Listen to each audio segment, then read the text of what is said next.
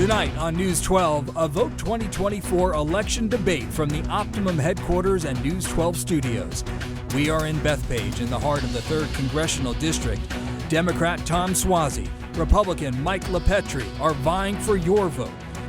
Local elections lead to national change, and this News 12 Vote 2024 election debate with moderator Rich Barabi starts right now. And this is a News 12 Vote 2024 election debate. We are coming to you from Optimum headquarters and News 12 studios in Bethpage. Thanks for joining us tonight. I'm Rich Barabi. Tonight, these two candidates face off in a political race that is drawing national attention, our 3rd Congressional District. It encompasses all of Nassau's North Shore, which includes most of the town of North Hempstead, a large part of the town of Oyster Bay, and even parts of the town of Huntington, the town of Hempstead, and Queens. If you're from that area that you see on your screen right now, one of these two men will become your representative in Congress next year. Democrat Tom Suozzi, he's the incumbent. He won a special election earlier this year to fill the seat once held by George Santos. Suozzi has served in Congress before in this district. He's also a former Nassau County executive and Glen Cove mayor. His opponent is fellow attorney and former state assemblyman Mike LiPetri, who has worked in the New York City Law Department and as the managing director of a lobbying firm as well. Thank you both for being here. We appreciate it. Thanks, Rich. Thanks, Rich. Tonight's debate is an hour with limited commercial interruption, and the candidates agreed to the News 12 debate rules. They will each have 90 seconds to answer the questions that you, the viewers, submitted. Rebuttals will get 30 seconds, and right now, the candidates will have 1 minute each to deliver their opening statements, and we are going to begin with Congressman Tom Suozzi. Hey, thanks, Rich. You know, while in Congress, I reject extremism. I use common sense, and I try to work across party lines to accomplish my 4 main priorities. Number 1, I want to secure the border. Number 2, I want to restore the state and local tax deduction. Number 3, I bring money back to the district. And number 4, I want to try and heal the partisan divide. That's why Newsday endorsed me saying, quote, Suozzi stresses bipartisanship and has a willingness to take initiative and lead. That's why the Nassau County Police Union took the unusual step of endorsing me, even though I'm a Democrat, because of my common sense approach and my decades of support for law enforcement. That's why I'm endorsed by every major environmental group, because I brought $40 million to clean up the Long Island Sound and $30 million to help clean up the Navy Grumman Plume. I brought tens of millions of dollars for the Northport VA and for local community and environmental projects. People are sick and tired of the extremism. They're sick and tired of the attacks. They want us to work together, solve problems, find common ground, and get things done. All right, former Assemblyman LiPetri. Washington's broken, and Tom Suozzi won't fix it. Here's the truth. Tom Suozzi voted against the bipartisan End the Border Catastrophe Act and against the bipartisan SAVE Act, which would have prohibited non-citizens, illegal aliens, from voting in our elections. He raised our taxes by $200 million, backstabbed police, and betrayed the Jewish community when he wanted to be an honorary member of the squad. If you don't believe me, look, here's the truth. Well, ladies and gentlemen, this is an opportunity to pass the torch from the age of the career politician to the next generation common sense Republican. I'm an attorney and former New York State Assemblyman who's endorsed by law enforcement as well. I've fought to create safe, secure, and affordable communities. I support both women's rights and parental rights and stand unequivocally with the Jewish community, and I stand with Israel. I don't come from a political family unlike my opponent. I'm here to fix the problems of the past with solutions for our future, making sure that with the right representative, America can be bright again. It's time for a fresh start. Vote Republican Mike LiPetri for United States Congress. All right, thank you both. Let's get to our questions now, and we get right to a topic that has many Long Islanders concerned tonight. As we speak, Hurricane Milton is bearing down on Florida, where many Long Islanders have families and homes. We know storms are getting stronger and becoming more frequent. We've seen it here on Long Island as well. In August, homes were flooded, roads and small dams washed away. News 12 viewer Meredith from Port Washington has this question for you. Take a listen. As a constituent of District 3, I'd like to know what policies you support in relationship to the needs of our coastal communities as climate change causes increasing damage to our natural resources and our infrastructure. Congressman Suozzi, we'll begin with you. Well, the bottom line is climate change is very, very real. We see it in all these storms happening more and more often. And that's why I've been endorsed by every environmental group, because I've supported the projects necessary for us to address climate change, to bring money from Washington, D.C. to try and move us towards more of a green economy. It's a long-term project. But we have to also deal with resilience. We have to deal with the things that are already happening from these storms that we're already seeing. I was in a home at Manor Haven the other day where there's a mudslide literally coming down from Sands Point down into Manor Haven. We've got to try and bring the parties together to try and get the money necessary from the federal, state, and local governments to try and address these projects. That's why I'm so proud to have played a major role in helping to negotiate the bipartisan infrastructure deal. People have talked about infrastructure for decades, but we finally got it done back in 2021 or 2022 and brought in millions of dollars into this region to try and address coastal resiliency. We have to do whatever we can to try and make sure that our shoreline is secure, especially for this district, which is along the Long Island Sound. I'm the co-chair of the Long Island Sound Caucus, as I mentioned in my opening. I helped to increase the funding for the Long Island Sound from $4 million a year when I first went to Congress to now $40 million a year to try and improve the quality of the Long Island Sound. But we have to also work on restoring wetlands, building physical barriers that are necessary, and do whatever we can to make sure that people are safe from these storms. Mike LiPetri, we have seen the damage that these storms can cause recently here on Long Island, and that was not a hurricane-level storm. What can be done to try to deal with this and make sure that the island is more resilient? It's most important that we remember we're here to protect our homes, our families, our children. Making sure that as the former chair of the statewide water quality task force, I was focusing on proactive solutions to not only protect our environment, but specifically protect our water quality, focusing on injection wells, making sure that we're upgrading our lead pipe infrastructure, making sure that we're focusing on preventing these saltwater intrusions and additional flooding. You know, I laugh when my opponent is stating all this, but yet he's coming with these top-down government control, as opposed for me, where I'm going to be working with the mayors, I'm going to be working with the towns, talking about the issues, what they need, organic bottom-up solutions. That's what we're here for. That's why I have the support of all the town supervisors, like Supervisor Jen DeSena, Supervisor Saladino, Supervisor Ed Smith in the town of Huntington. Let's not forget we have them too. And then also we have the support of Councilmember Palladino over in Queens. So they believe in me because they know I'm going to be coming to them and not telling them what to do. I'm going to be coming to them saying, what do you need from me? What can I bring back? I've done it already as a state legislator. Now I'm ready as a United States Congressman to go to the people and ask them how to help. Especially when I had an example of when the congressman goes over to the mayors and say he's going to bring $100 million for a seawall that would have caused flooding for the entire North Shore. That's not helping us. That's the problems. I'm here to create the solutions for the people. Congressman Suozzi, your reaction to that? Listen, it's great that he's endorsed by the Republican supervisors. That's understandable. He's the Republican. I'm endorsed by Republican and Democratic mayors. I meet with the mayors regularly, find out what their local problems are, and try to address their local problems. And I bring money back to the districts for Republicans and Democrats for water projects, for sewer projects, for flooding projects. I do whatever I can to serve all the people in my district, regardless of their party, and that's what I'll continue to do if reelected to this position. Mike LiPetri, 30 seconds to respond.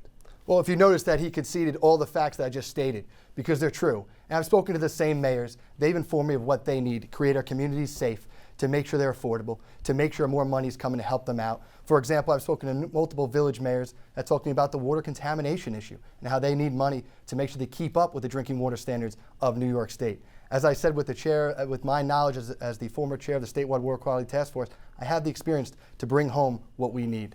We're going to talk about water quality later on in this debate, but right now I want to get to another issue that is top of mind for so many. It is related to affordability, the state and local tax deduction, or SALT. In 2017, then President Trump signed a bill into law that capped SALT deductions at $10,000. The move was part of key tax reform legislation backed by the then Republican majority in Congress. But it's hurting many Long Islanders. Mr. Trump himself even acknowledged as much. One day before his campaign rally here on Long Island last month, the former president announced that he now supports removing the SALT deduction cap, but he didn't offer any specific details. Mr. LiPetri, what is your plan to convince other Republicans from other parts of the country to go along with that and allow the cap to expire? Well, let's be clear. The reason why is because the road to the majority runs through Nassau County. It's imperative that we have Republicans representing us to make sure more money goes in our pockets as opposed to DC bureaucrats who are just recklessly spending it. I want to make sure that not only do we lift the cap on SALT, but we make sure we have no tax on tips, no tax on overtime, no tax on Social Security. It's imperative that we make Long Island an affordable place for both younger generations like my own, but then older generations who want to stay here and watch their children and their grandchildren grow up. I think it's imperative that we have somebody in place that's going to focus, like I did in the state level, where I voted against tax increases, while my opponent as county executive raised our taxes by $200 million and then gave himself a 60% pay raise thereafter. That's not right. I'm here for us. There's a reason why I want to be our congressman, because I know it. I see my friends, for example, who are just leaving the island in droves because they find it's too hard to live here. And we have to show them, all the members in DC specifically, that right now Long Island sends $26 billion more to DC than we get back. That's not fair. We need to restore parity. And that's why those like President Trump is going to be making sure, standing side by side with Republicans in Nassau County and Suffolk County to make sure the SALT cap doesn't come back. And more so, making sure, unlike Kamala Harris, who wants to tax unrealized capital gains, which is crazy, is making sure we restore sanity on affordability. Congressman Suozzi, on the issue of SALT. You know, the cap of the state and local tax deduction in 2017, as you mentioned, which was done by President Trump and the Republican majority at the time, has been a body blow to the people of Long Island and the people of New York State. When I was in Congress previously, I led the effort to restore the state and local tax deduction, and I got Democrats and Republicans to work together. I built a coalition throughout the country with mayors throughout the country, the U.S. Conference of Mayors, the U.S. Conference of County Executives, with the League of Cities, with teachers, with firefighters. I built a coalition of Democrats and Republicans across the country, and despite opposition from the entire Republican Party, except for a few Republicans that worked with me, and opposition from some of the far left in my own party, I passed the restoration of the state and local tax deduction 3 times through the House of Representatives. It didn't get passed in the Senate. Next year, it expires. I'm going to be back on Ways and Means, and I know how to negotiate and build this coalition to get us the state and local tax deduction back. It's imperative.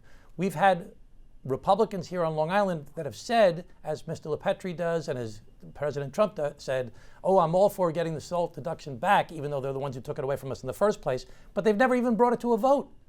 I passed it 3 times when I was in the House of Representatives. We've never even got the House of Representatives to vote on it over the past 2 years. So let's get this done. I'm glad that the president, former President Trump, now agrees with me. I'm glad Mr. LiPetri agrees with me. I'm glad that other Republicans on Long Island agree with me. We have to fix this. All right, I want to stay on the issue of affordability here. We mentioned housing, and home prices have jumped to record highs island-wide. Myra from Levittown asks, with high interest rates and a low inventory of real estate raising home prices, what is your solution for home ownership for low-income families? And Congressman Suozzi really relates to so many families across the island, not just low-income. This is a major problem on Long Island. It's a major problem for young people, for young families trying to locate here. Not even everyone we know owns a home. We have to make sure that we continue to see the interest rates come down. That's an essential part. But we also need to do something I've been talking about for the past 20 years, which is to build cool down towns.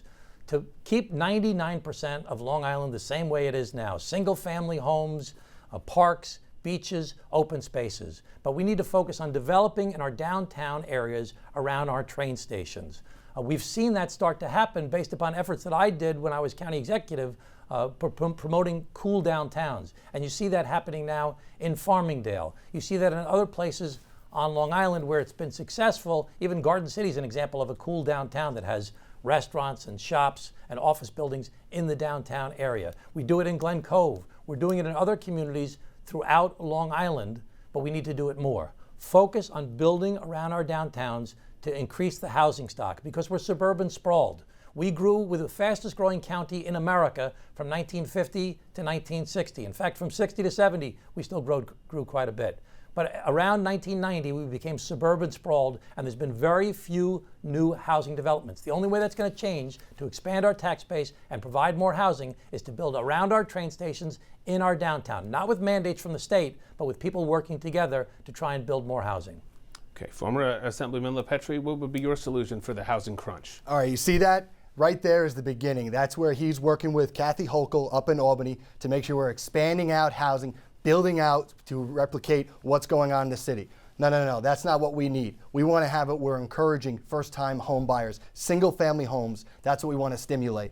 We want to focus, because don't forget, Tom already capitulated to the governor in order to get this nomination to run for Congress. See, I don't bend the knee to the governor. I'm here for us, the people of Long Island. And what I want to push forward is regional public-private partnerships, low interest loans specifically targeted to first-time homebuyers. What that's going to do, it's going to stimulate the cycle of housing, making sure that we're keeping people who are flocking to Long Island, not fleeing Long Island. So when you hear those words of building more downtown, that's laying the foundation to building out these apartment complexes and growing and growing and growing. You already saw what happened with Kathy Hochul when she wanted to push forward this housing program where, again, it's that top-down government control. We don't want that. That's not our home here. We're going to protect our homes and specifically stimulate homeowners to flock here. Those that want to come here, those that want to create a family, I'm here. Mike LiPetri's for you. While Tom, he's all about Albany. Tom's all about D.C. Tom's all about himself. That's not for us.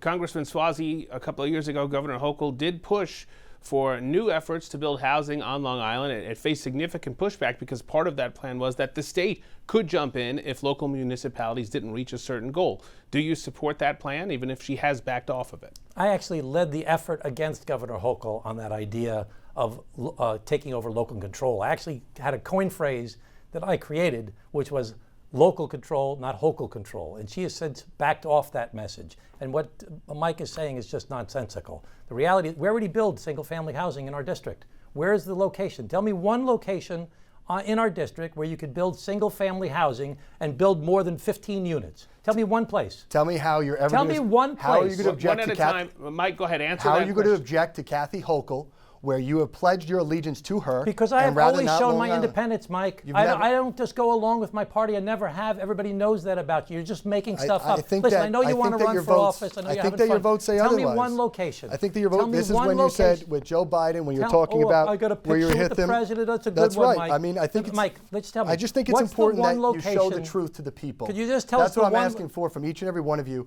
is to recognize independence versus career politician. Could you tell us one location in our district that you could build single-family homes? You will hear a Tell us spin one constantly. location. And ladies and gentlemen, Don't here make it is. things Let's today. move on here because we have one more question on this topic. It comes from Anthony. He's a student from Huntington. He is wondering how we can keep young Long Islanders here on the island.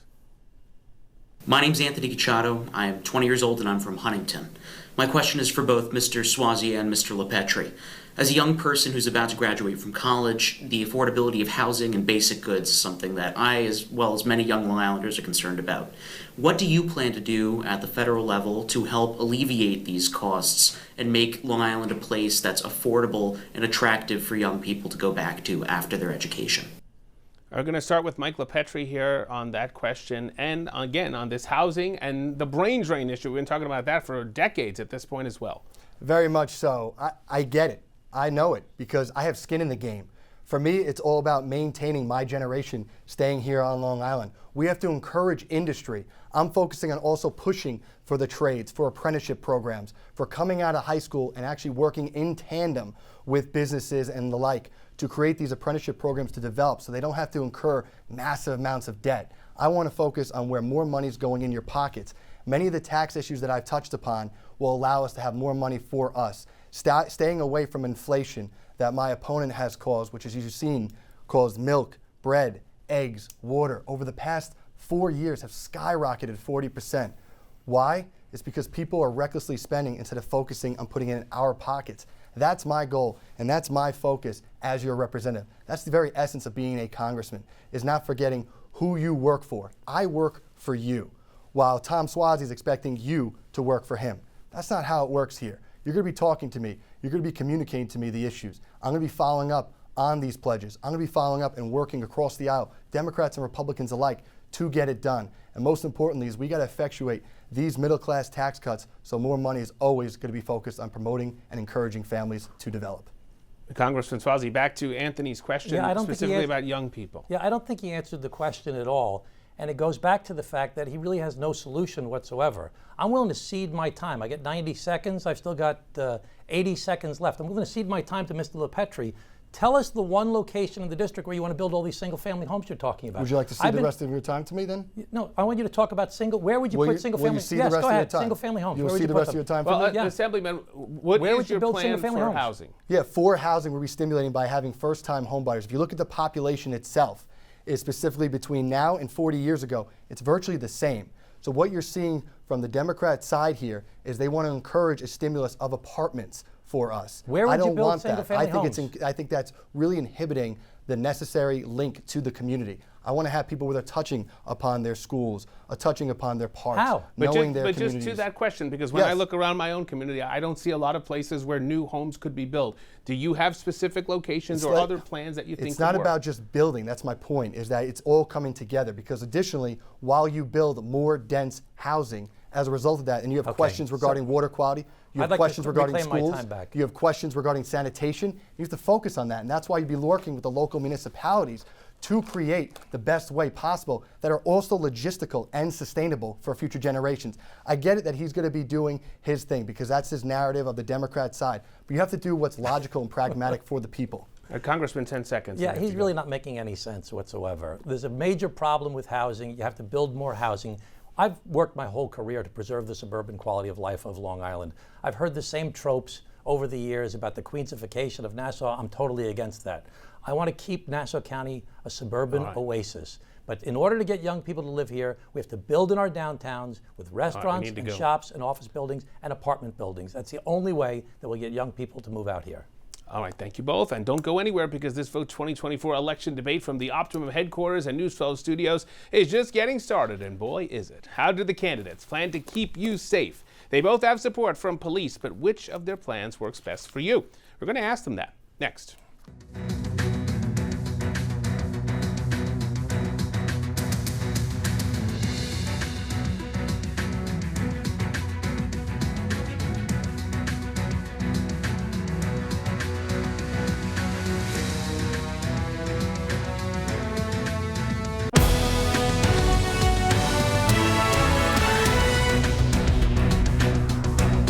Mike stands for law enforcement and with law enforcement. The Nassau County PBA officially endorses Tom Suozzi. Welcome back to this Vote 2024 election debate here on News 12. You just heard it there. Nassau's police unions are split over their support for these two candidates. The Nassau PBA and Glen Cove PBA are backing Congressman Tom Suozzi, while the support of the Superior Officers Union and Nassau Detectives Union goes to Mike LiPetri. Mike, we're going to start with you here. The Nassau PBA backed the Republican candidate in the special election for this district 8 months ago. This time, they've chosen to back the Democrat in this race, which they admit is rare for the union to do. Why should voters believe you will be the tougher member of Congress on the issue of crime?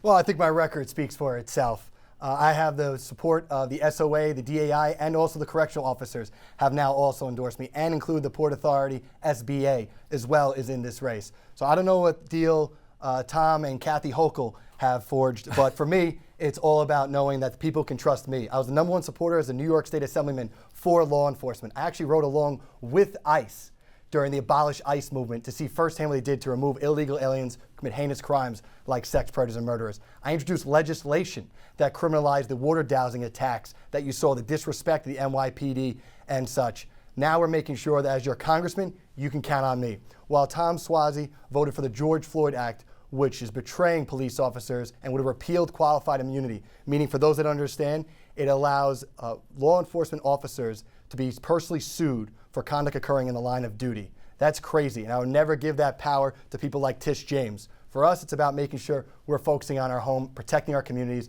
and focusing on protecting law-abiding citizens. As your congressman, I want to make sure we're going to double down on criminals. I want to make sure that cop killers are going to get the death penalty. Those who are dealing fentanyl in our communities and the victim overdoses, I want them to have life without parole.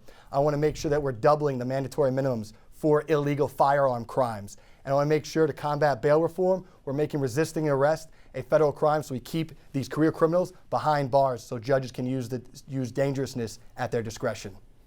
Congressman Suozzi, the unions are split on the issue. What's your message to voters specifically about how you would work to combat crime? Well, let me first say how grateful I am to the Nassau County PBA, the Glen Cove PBA, and other law enforcement officials that have endorsed me, despite the fact that it's not popular for law enforcement to endorse Democrats these days. And it's not because of a deal, it's because of the fact that I've always stood with law enforcement. Even back in 2020 when the George Floyd protests were going on, I made a point of holding a ceremony in Glen Cove with police officers from New York City, from Nassau County, from Suffolk County at the time, and Glen Cove, honoring police officers for the great work that they do every single day. You know, sometimes a police officer's job is boring. Nothing happens all day long. Other days they put their life in danger and they're subjected to violence. Some days they save little kids that are stopped breathing. Some days they do things that we could not imagine the peril they put themselves into. So we have to respect and honor our police officers. Are there bad apples in police departments? Sure, like every career there are, including in politics. But we have to make sure that we recognize that 99% of our cops are public servants doing a great job protecting us. And defund the police is the stupidest idea anybody ever had in the history of politics. We need to support our police. Do we need to also look at mental health crimes? 75% of the people in jail have a drug, alcohol, or mental health problem. Do we have to focus on mental health? Do we have to focus on drug and alcohol? Yeah, but we can't disempower our police officers. We have to give them the support and the respect that they need. That's what I've always done as the county executive of Nassau County, as the mayor of Glen Cove, and as a member of the United States Congress. Let's turn to the migrant crisis now, where, as we've reported, nearly every state is feeling the pressure of an influx of people coming across the southern border and arriving here at home. The 3rd Congressional District continues to house migrants at a facility on the Nassau-Queens border. And the Office of Refugee Resettlement reports that nearly 2,500 migrant children have been released to sponsors in Queens, Nassau, and Suffolk since this time last year. Congressman Suozzi, you mentioned in your opening statement this is your #1 priority, the issue of dealing with the border and the migrant crisis. How do you do it? You know, one of the first things I did when I went back to Congress is I sent a letter to the President of the United States of America with a Republican, Brian Fitzpatrick from Pennsylvania, a former FBI agent, also a lawyer and CPA like I am. We sent a letter to the President and said, we need to stop allowing asylum applications in between the ports of entry. We also made other suggestions as well. But the President did an executive order and did exactly what we suggested in our bipartisan letter to him. And if you look at what's going on at the border now, the numbers are down dramatically from what they were back in the spring. Now, it's not going to last because an executive order will get challenged by the courts, will probably get undone, or the next president will change the executive order. Congress has to act. That's why I am working with another member of the Homeland Security Committee that I was assigned to, as well as chair of the Border Security Task Force, to do a bipartisan solution to secure our border, to fix the broken asylum system, and to treat people like human beings. Not the same old talk points probably we're going to hear right now from my opponent, same old extremist talk points. We need to find compromise and common ground to get these things done. I'm building a national coalition with a congressman from Texas, Morgan Luttrell, who's a conservative. He and I are working together to build a coalition of business, badges, and the Bible to all work together to secure the border, fix the asylum system, and treat people like human beings. We held a meeting with over 250 people in Washington, D.C. when we last left Congress. We can get this done, but we have to move beyond the rhetoric, and we have to work together to get it done. Former Assemblyman LiPetri, what would your plan be as a member of Congress to fix the border crisis? So what he doesn't tell you is that that same co-chair from Texas, he voted for the End the Border Catastrophe Act and for the SAVE Act that Tom Suozzi voted against. Now, one of them would have secured our border, and one of them would have prohibited illegal aliens from voting in our elections. So seems Mr. Luttrell is about securing our border. Mr. Suozzi is not. So this is why you can't believe the rhetoric, and we have to focus on actually acting and doing what needs to be done. So let's be clear, is that all this is now becoming an issue because Republicans are bringing it to the attention and saying, we have a problem. But now here's the solution. The solution is about creating a fully funded biometric exit entry system at the border, making sure that we reinstate Remain in Mexico, that, by the way, you advocated to change with Title 42. We have to end the catch and release, which, by the way, you wanted to codify, which, for those of you who don't realize it, that's basically bail reform on steroids nationally for illegal aliens. We can't have that. We're going to have common sense people that are going to be out there for us. None of the coalitions and the rhetoric. You've had 7 years in Congress to do something. And now you're still saying, when I'm in Congress, I'm going to do something. But yet you haven't. So what people are sick of is just this career politician rhetoric, when really they want somebody that is going to be about them, making sure we act before anything else. And I'm here for you. I'm here to make sure we focus on law-abiding citizens, our veterans putting first over illegal aliens. What about them? Now people are looking at it and saying we have these issues with migrants. What about our veterans not getting priority? So I'm here for us and the priorities that matter to law-abiding citizens, to you and I back home who are watching this today. I hear you. Congressman Suozzi, a quick rebuttal. You know what people are sick of? They're sick of extremism. They're sick of people making things up. We had a bipartisan deal in the Senate that was negotiated by a right-wing conservative, a Democrat from Connecticut, and an independent, that the president negotiated as well, the vice president supported it as well. They finally negotiated this deal. It was supported by the Wall Street Journal, it was supported by the Chamber of Commerce, it was supported by the Border Patrol Union president, who's a big Trumper, and said, let's do this. More wall, more judges, more agents, more everything that people talk about, and it didn't get done. Why? Because of extremist politics, people making things up, people not actually working to get the job done. I'm working to get the job done. Can I just Quickly, spell that? Mike. Yep. Just spell that border bill, by the way, would have allowed 1.8 million illegal aliens to come through the border before empowering the president. It would have codified catch and release, which I just told you is an abysmal situation. It would have provided a fast track for Secretary Mayorkas to provide illegal aliens the right to vote. And for those in the Jewish community, it would have provided $10 billion to Gaza, which, as you know, goes straight to Hamas. Why would we ever agree to that? It doesn't make sense. Two bipartisan bills were put forward on the House that you could have voted for, and you didn't vote for. Mike, you could just make things up, but in reality, the bill was supported by the Wall Street Journal, by the U.S. Chamber of Commerce, by the Border Patrol Union president, who is a huge Trump supporter. Mitch McConnell said he would vote for it. It was negotiated by one of the most conservative Republicans in the entire United States Senate. So you can say all these different things. It's very I read clever. the bill. Yeah, that's it. Read the Well, bill. let's stay on this topic because we have a question from another one of our viewers. His name is John. He's from Huntington, and he wants to know, what would you do to help all of the recent arrivals to Long Island? For example, housing, food, jobs, clothes, and health care. Former Assemblyman LiPetri, we'll start with you here on this topic. What do you propose we do for the folks who are here right now? We mentioned it earlier. Well, I think you're looking at it as a bigger issue. Specifically, for me, it comes down to I support mass deportation for many of the illegal aliens. You got to close the asylum loopholes so we cannot keep facilitating those here illegally coming across the border. You have to focus on what's reasonable. And right now, we need a reset. We need a reset all around for law-abiding Americans, for this congressional seat, and focusing on, frankly, what you just saw from the ICE data, which shows approximately 425,000 career criminals are now released all across this nation. And for these people, including 15,000 approximately murders, 12,000 rapists that are just coming through. And I don't want to have that. I got to have it where we keep our community safe. So many mayors who I've spoken to in this district have communicated to me how safety matters. People in Queens have communicated to me how safety matters. And they just don't feel that they're safe anymore. They just don't feel that we're actually incentivizing the law-abiding citizens. They don't feel, you all see it, that it's right. These past 4 years have been so crazy that all we're begging for is restoring common sense. And for me, it's about creating a fresh start for us. And that's why for us, I'd be working in tandem with President Trump to make sure that we start fresh here.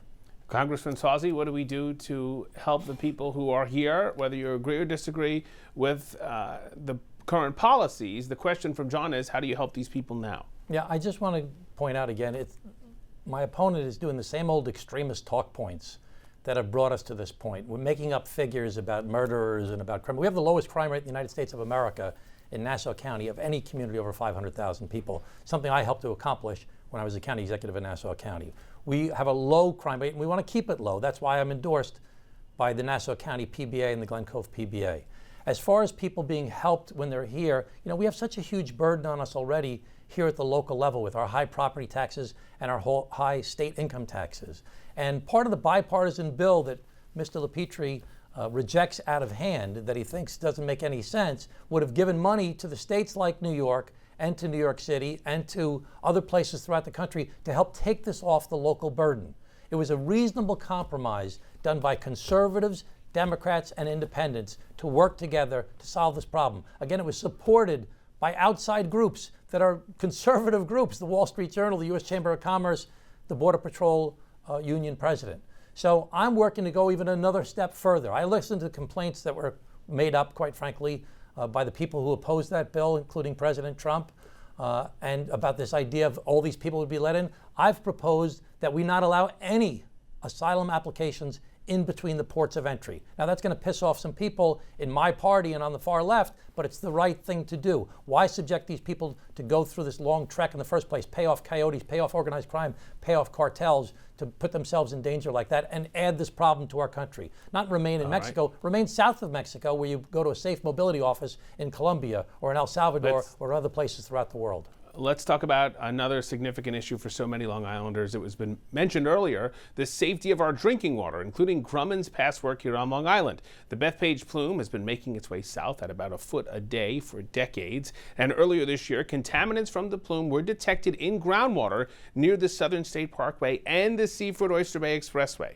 Anthony from North Wantagh sent us a question about this topic. How will you handle the toxic plume which is traveling at alarming rates south of the Northrop Grumman facilities in Bethpage? What specific actions will you take to protect the health and financial well-being of all owners and residents impacted by this plume? Furthermore, can you elaborate specifically on how you will keep the responsible parties, Northrop Grumman and Navy, liable for that impact? And finally, aside from the more critical health concerns, how will you plan to protect the home values in our area? All right, there's a lot there. Congressman Suozzi, your response. Yeah, this is a major problem, the Navy Grumman plume, that's been there for 40 years. And when I first came to office, I started holding meetings with every single party involved with that problem. The Navy, Grumman, the water districts, the town of Oyster Bay, the Department of Health, the EPA, the DEC, the Army Corps of Engineers, any single party that touched this problem, I started convening meetings together. And my first year in office, when I was in the minority, I worked with Peter King and I brought $30 million into the fund to the Navy to help them put more money into cleaning up that property. Later on in my first term in Congress, I negotiated with the state, with the federal government, with the Navy, with Grumman, to get them to finally come up with a settlement with the DEC that they would fund the cleanup of this project. We had high hopes in 2020 and 2021 that this was going to go forward. And a lot of money is going to be, hundreds of millions of dollars is going to be invested by the responsible parties to hold them accountable to clean up this mess. Recently, though, they discovered more barrels at the site.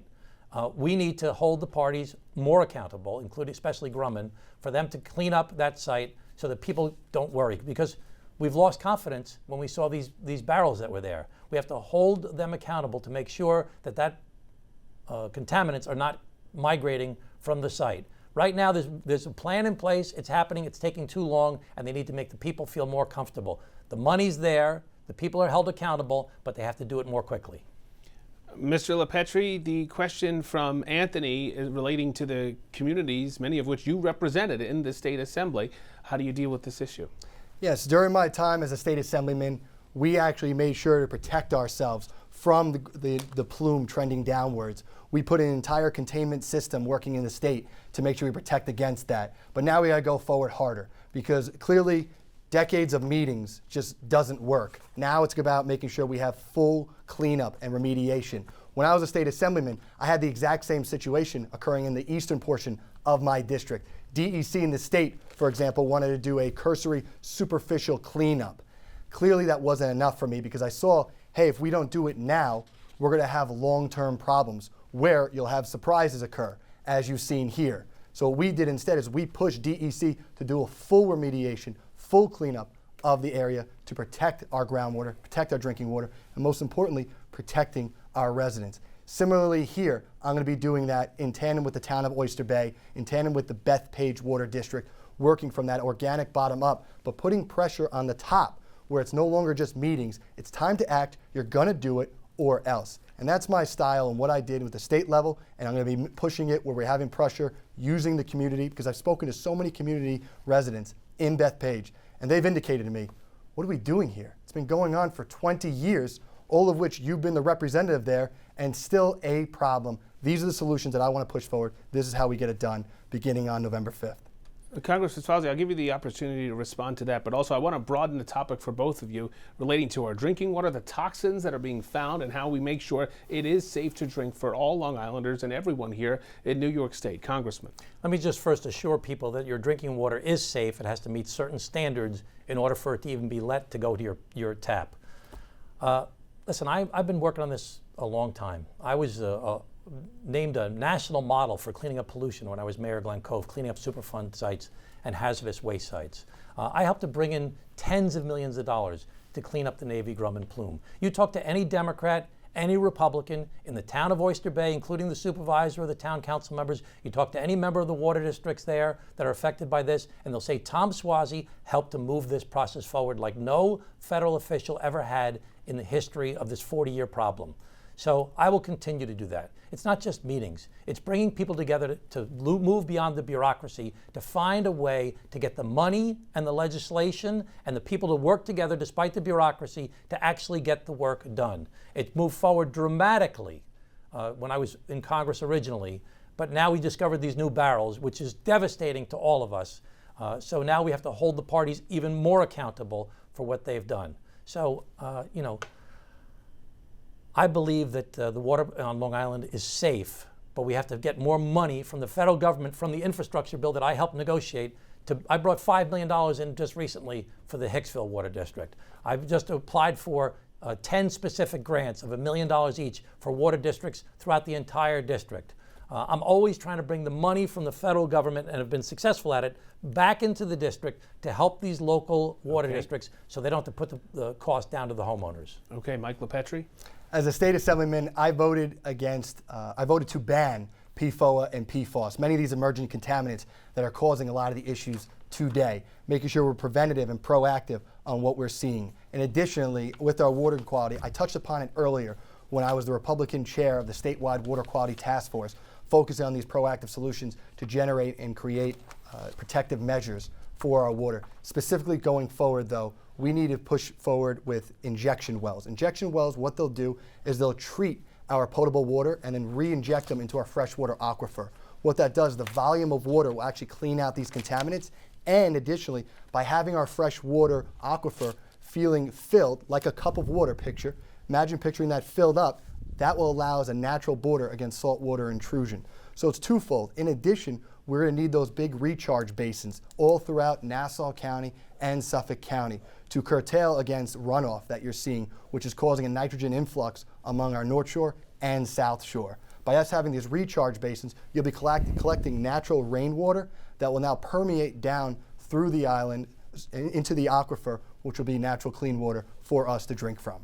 Next, the final round of questions from our News 12 studios at the Optimum headquarters. The candidates weigh in on a whole host of issues and a special lightning round as well. That's next.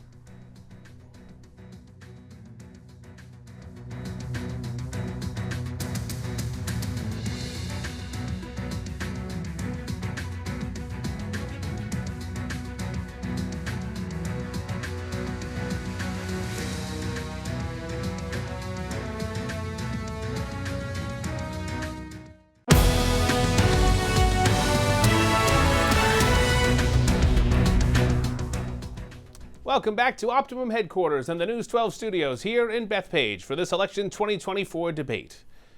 Today marks 1 year and 1 day since the October 7th attack on Israel. It has also been 366 days since the Plainview family of Omer Nutra has heard from their son being held hostage.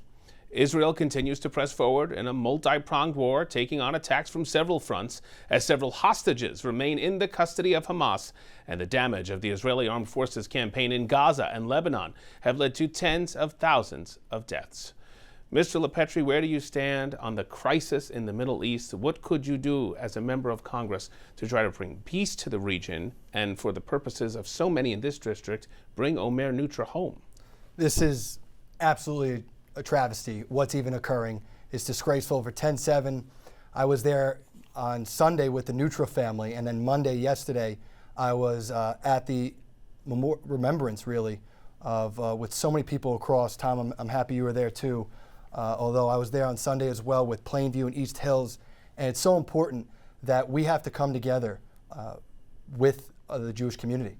I was at the World Summit for Counterterrorism in Israel just a couple of years ago to hear from the heads of the IDF and the Mossad of what we need to do to stop the terror republic of Iran, to destroy Hamas, Hezbollah, and the Houthis. And for me, it comes down to 100% bringing Omer home, not through words, but through action. And I support working with U.S. Special Forces to devise a plan with the Mossad to go in and rescue our American hostages. It's now a year. The time is to act.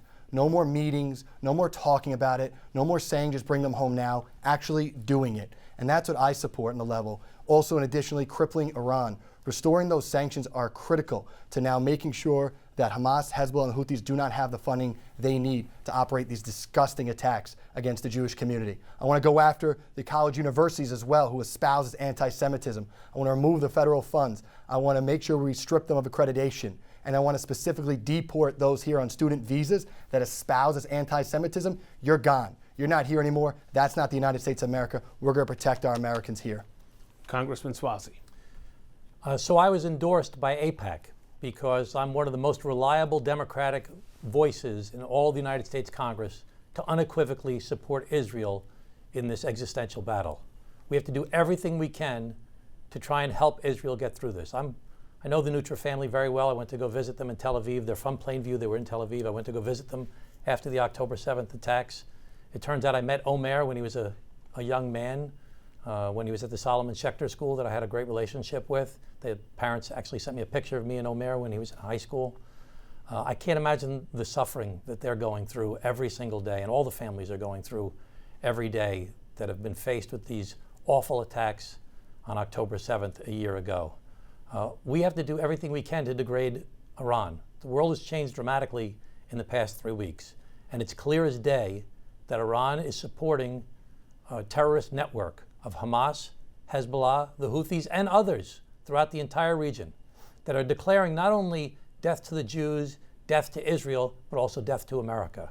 And we must stand strong and degrade Iran as best we can. I actually led the effort in Congress to say I would vote to keep Mike Johnson as the Speaker of the House, even though he's a Republican and I'm a Democrat, if you put the bill on the floor to give the money to Israel, Ukraine, and Taiwan. I was the first Democrat to do that, and to stand up against the extremists like Marjorie Taylor Greene and the others that wanted to kick him out for providing that money. All right. Thank you, Congressman. Now we're going to pick up the pace here a little bit. We're calling it the lightning round. These are rapid fire questions, many from our viewers about anything, so we're asking for quick answers only, even though some of the topics can be complex. Mike, we'll start with you. Do you support a federal abortion ban? No. Congressman? Absolutely not, and I support codifying Roe versus Wade. That was my next question. How about you, Mike? Do you support codifying Roe versus Wade? Yes. Okay. Yes. Should Governor Kathy Hochul reinstate congestion pricing to fund the MTA, Congressman?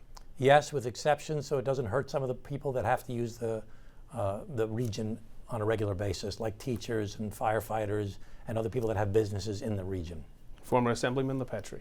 No way. Congestion pricing is destroying our economy, destroying Long Islanders, and we are being used to fund the reckless spending of the state. Absolutely, congestion pricing is an abomination.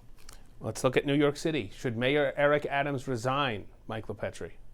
Absolutely. Mayor Adams, you've seen, I don't know, Tom, you haven't said anything about this topic, and I don't know if legal counsel advised you, that's why, but I believe that he should be stepping down. Okay, Congressman? First of all, that's completely irresponsible, Mike. I've said that it's got to go through the process. It's very sad that so many elected officials are being indicted, and I'm not going to take lessons from the guy who was business partners with George Santos. So it's got to go through the process. If he's found to have done something wrong, he's got to be held accountable. If he hasn't done something wrong, then he's got to try and stay. But we got to go through the process. All right, it is time now for closing statements. The candidates will each have time here to share their thoughts about where this race stands, and we are going to begin now with Congressman Tom Suozzi. You have 2 minutes, Congressman. You know, we all know what politics has become. We need to think about what it could be if people would actually work together, if people would move beyond the absurd extremist rhetoric and actually try and find solutions to problems that people face in their lives. Every election's a choice. And I'm the one candidate in this race that people know. I'm the one candidate in this race that has a long record of accomplishment of getting things done. I'm the one candidate in this race that has a proven record of reaching across the aisle to work together with the other party to get things done. The other candidate in this race is running on a record of no accomplishment, on an extremist platform, and trying to do the same old divisive politics that has brought us to this place in this country where things don't get done and we don't solve problems. As I've said throughout this debate here today, I've got 4 priorities. Number 1 is to secure the border.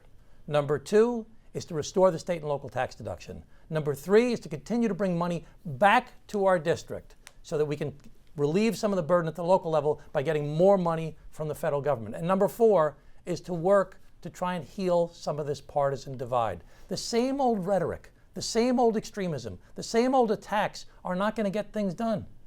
We have to look beyond our parties and look to find common ground with people to actually solve the problems that they're facing in their lives. They're worried about affordability. They're worried about the border. They're worried about the climate. I want to thank the people of the district for giving me the opportunity to do what I've always dreamed of doing, which is to work together with people to try and solve problems, to make our families' lives better, and to make the world a better place. Thanks very much, and God bless the United States of America. Mr. LiPetri, 2 minutes. The definition of insanity is voting for the same person because of name recognition and expecting different results. If each and every one of you feel what I feel, you see what I see. I've talked to many of you all throughout the district, time and time again, echoing the same sentiments. And all we want is to restore common sense, to create safe, secure, and affordable communities with someone like myself who actually cares about us.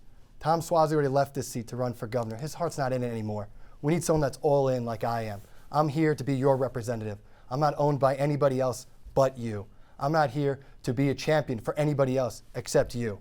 And for me, I look at it as just an opportunity to really be the next generation for us, to stand by and create solutions after all these problems that have been created. We've highlighted them throughout this entire debate of why you should vote for me. Come up with new ideas, coming up with a fearless perspective, and coming up with actions over words, hard work over handouts, merit over the divisive identity politics. That's what we're pushing forward when you vote for Mike LiPetri to be your congressman. What you're looking forward to is a future where your children and your grandchildren, they'll have a voice because they have a guy that has skin in the game, that wants to be here to be a champion for them. And for all those that are still thinking, let me ask, what has Tom Suozzi done for you? If you, like me, you can't really think of it, then I suggest you have an alternative to choose from.